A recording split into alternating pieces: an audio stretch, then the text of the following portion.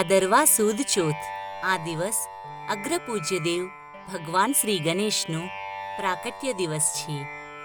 માટે ભાદરવા સુદ ચોથને ગણેશ ચોથ કહે છે. આ દિવસે ભગવાન શ્રી ગણેશની સ્થાપના કરીને પૂજા કરવી. ભગવાન શ્રી ગણેશ બુદ્ધિના દેવતા છે. રિદ્ધિ અને સિદ્ધિ ભગવાન ગણેશની ધર્મપત્ની છે. ભગવાન શ્રી ગણેશ સાધકો માટે વિઘ્નહર્તા છે તથા દુષ્ટો માટે વિઘ્નકર્તા પણ છે. ભગવાન શ્રી ગણેશની ઉપાસના કરવાથી કાર્યોમાં સફળતા મળે છે, જ્ઞાન અને બુદ્ધિમાં વૃદ્ધિ થાય છે તથા ઐશ્વર્યની પ્રાપ્તિ થાય છે.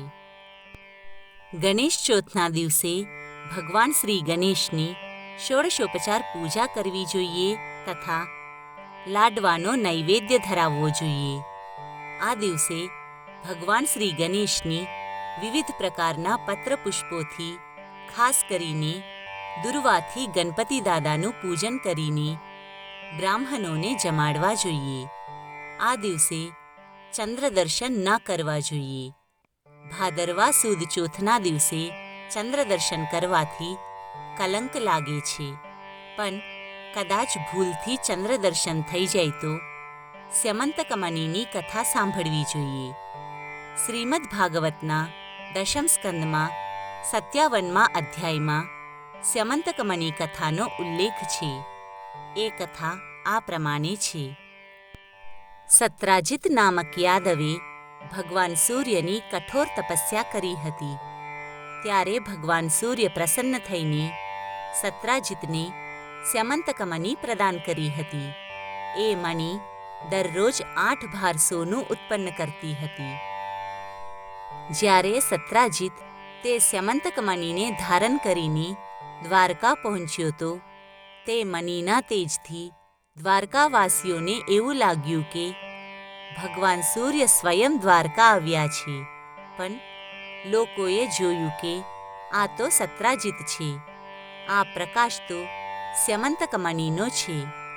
ભગવાન શ્રી કૃષ્ણ પણ આ સ્યમંતકમણીને જોઈને લલચાયા હતા, પરંતુ ભગવાને તેને લેવાની ચેષ્ટા નહોતી કરી. સત્રાજિતે તે સ્યમંતકમણી પોતાના ભાઈ પ્રસેનજીતને આપી. એક દિવસ પ્રસેનજીત તે મણિને ધારણ કરીને ભગવાન શ્રી કૃષ્ણ સાથે વનમાં શિકાર માટે ગયો. ત્યાં વનમાં એક સિંહે પ્રસેનજીતને મારીને એ સ્યમંતકમણી સિંહ લઈ ગયો. પછી જાંબવંતે સિંહને મારીને તે સ્યમંતકમણી પોતાના ગુફામાં લઈ ગયો. આ બાજુ પ્રસેનજીત ઘરે પાછો ના આવ્યો એટલે સત્રાજિત તથા એના યાદવ મિત્રોને શંકા થઈ કે મણિ પ્રાપ્ત કરવા માટે શ્રી કૃષ્ણે જ પ્રસેનજીતની હત્યા કરી છે.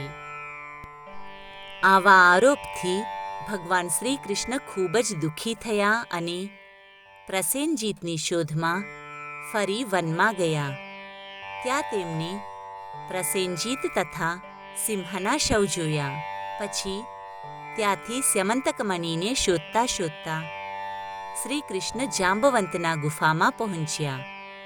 ત્યાં ગુફામાં ભગવાન શ્રી કૃષ્ણ તથા જાંબવંતમાં 28 દિવસ સુધી યુદ્ધ ચાલ્યું. અંતે જાંબવંતે હાર સ્વીકારી અને પોતાની પુત્રી જાંબવતીના વિવાહ શ્રી કૃષ્ણ સાથે કરાવીને ભગવાન શ્રી કૃષ્ણને સ્યમંતકમણી ભેટ આપી. ભગવાન શ્રી કૃષ્ણ દ્વારકા આવીને પ્રસેનજીતના ભાઈ સત્રાજિતને યાદવ સભામાં બોલાવીને તે સ્યમંતકમણી તેને આપી દીધી. આ પ્રમાણે ભગવાન શ્રી કૃષ્ણ પોતાના ઉપર લાગેલા કલંકથી છુટકારો મેળવ્યો હતો. એક વખત ભગવાન શ્રી કૃષ્ણે ભૂલથી ભાદરવા સુદ ચોથના દિવસે ચંદ્ર દર્શન કર્યા હતા, માટે એમને આ કલંક લાગ્યો હતો. ગણેશ ચોથના દિવસે ભૂલથી ચંદ્ર દર્શન થઈ જાય તો આ સ્યમંતકમણીની કથા શ્રવણ કરવી તથા સિંહા પ્રસેનમવધિત સિંહો જાંબવતા હતઃ સુકુમારકમાં રોદીસ્તવ હૃષ સ્યમંતકઃ. આ શ્લોકનો પાઠ કરવો.